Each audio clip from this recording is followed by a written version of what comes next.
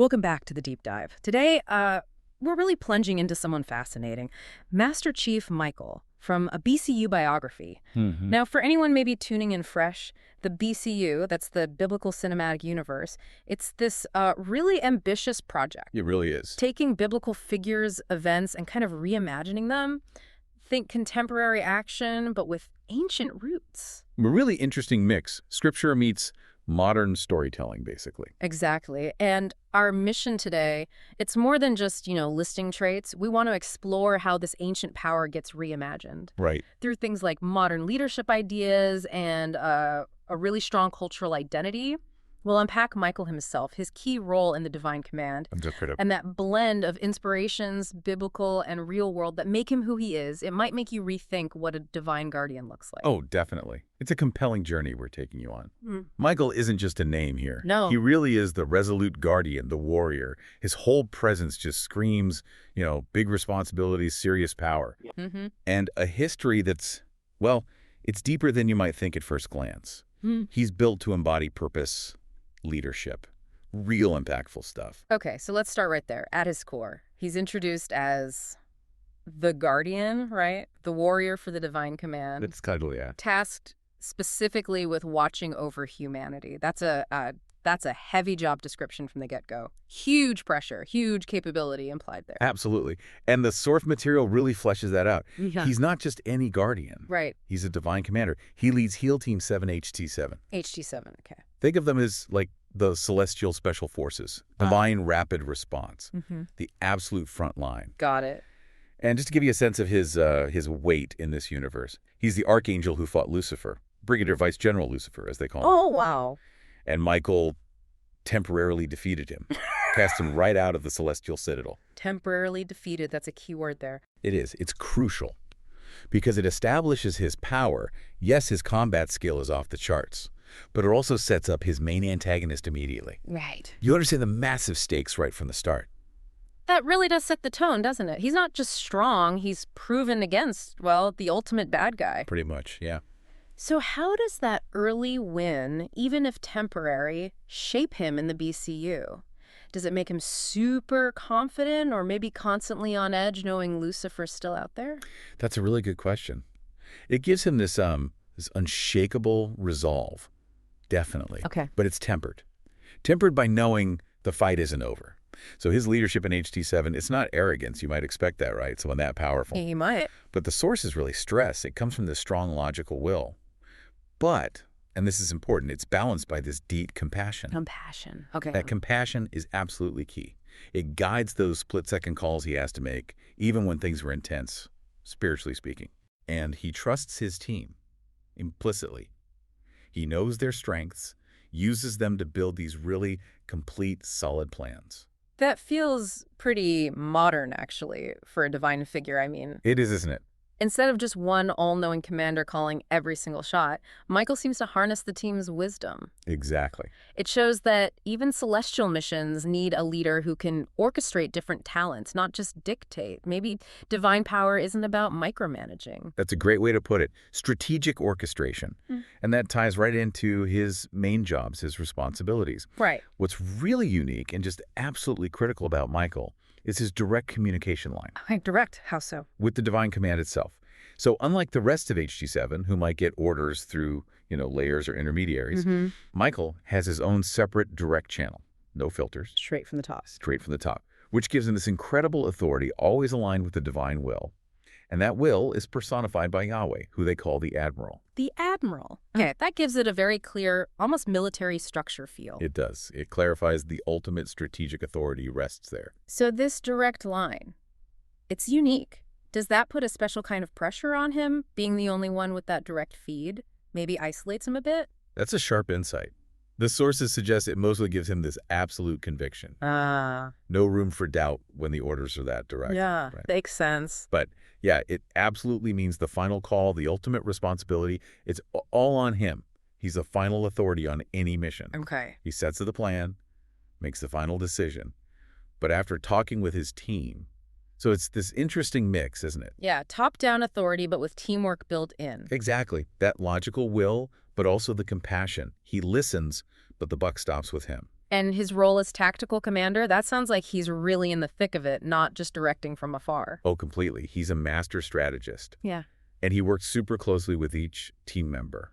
It's about making the unit work together seamlessly. So how does that actually look, that synergy within HT7? Okay, picture this, like a Spec Ops team, but, Celestial. Right. He leans heavily on Uriel. Uriel's the analyst.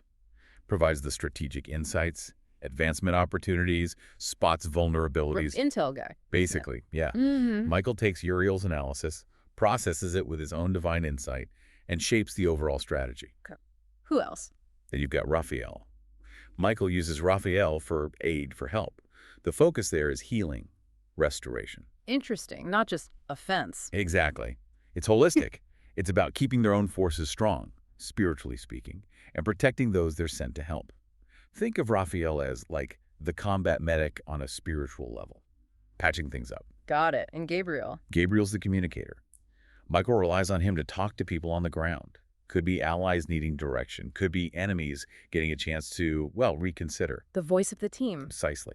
The diplomat, the herald, bridging that gap between the celestial orders and what's happening terrestrially. So Michael's not just shouting orders into the void. Not at all. He's getting intel from Uriel, Raphael's handling the medic side, Gabriel's doing the talking, and Michael's orchestrating it all with that unique divine perspective he has. That really paints a picture. Complex, dynamic, shows his leadership is about enabling specialists. Totally. But bottom line, his main purpose is always upholding the divine will. Unwavering loyalty. Every single thing he does points back to Yahweh, the Admiral. He's the point person for divine justice, divine order in that spiritual realm. It's bigger than just completing tasks. It's total dedication. And what makes Michael so, I think, profound in this BCU setup, he's not just one thing. He's not a simple hero type. Right. He's described as this all-encompassing tapestry, woven from biblical truth, deep stuff, but also really compelling real-world inspiration. That blend sounds fascinating. It's what gives him such depth, such resonance. Okay, let's unpack that tapestry. Start with the biblical foundation. Where does that come in?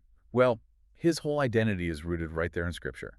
He is the Archangel Michael. The actual Archangel Michael. Yes. A chief prince, a major spiritual warrior. This isn't just borrowing a name. It's fundamental. Like the book of Daniel, it calls him the great prince who stands watch over your people. That directly sets up his guardian role. Ancient, powerful roots.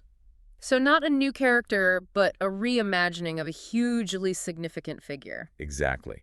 And that biblical history isn't just background fluff. It feeds directly into his BCU story. How so? His most famous biblical moment, right? Revelation, leading the angels against the dragon, Lucifer. Right, the big battle. That exact conflict is the foundation for his BCU history. It establishes his authority, his power, and specifically his long, long history with Lucifer. So their rivalry isn't just cooked up for the plot. Not at all.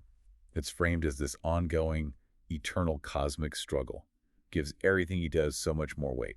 That's a seriously powerful origin. Links him straight to cosmic battles, ancient texts. But then there's this other layer you mentioned, the real world and cultural basis. Yes, and this is where I think it gets really rich, really unique, and very relevant today. What is his African-American heritage? It's presented as a cornerstone of who he is in the BCU. Okay. How does that play out? It's not just like a demographic checkbox. It actively infuses his character. Themes of resilience, community, that kind of enduring strength you forge through adversity. Oh, I see. It gives his leadership that compassionate but firm style we talked about, real depth. Think about it. Traditionally, you might picture an angel as distant, removed from human pain. True. But Michael, seen through this lens of African-American history, carries this lived, maybe ancestral understanding of struggle, perseverance against the odds. So his compassion isn't abstract. Exactly. It feels earned, forged. It gives his role as a guardian this weight, this resonance that really speaks to, struggles for justice and resilience in our own world. And that makes his role as protector of God's people different, more relatable somehow. Deeply relatable, I'd say, Yeah. and powerful. It connects his divine job to a very real, very human history of strength, of overcoming. He embodies that spirit. So, okay, what happens when you weave all that together? This ancient biblical power, this deep cultural grounding, what kind of character emerges? You get Master Chief Michael. Yeah. He's clearly not just a powerful leader. He's way more complex, multifaceted. Right. He's got that unique, direct line to the divine command, unmatched authority. He's a master strategist, but one who trusts and uses his team, showing that collaborative leadership works, even at that level. And his whole being, it's this blend, isn't it? Ancient scripture meets resonant cultural experience. It feels timeless, but also incredibly relevant right now. Connects these huge celestial fights to very human struggles. And that fusion, it really leaves us with something to think about, doesn't it? For you, the listener, consider this. Okay. How does deliberately weaving diverse cultural heritage into these big, almost mythic figures, divine beings, protectors, how does that change how we relate to them? Does it make them more universal? Interesting question.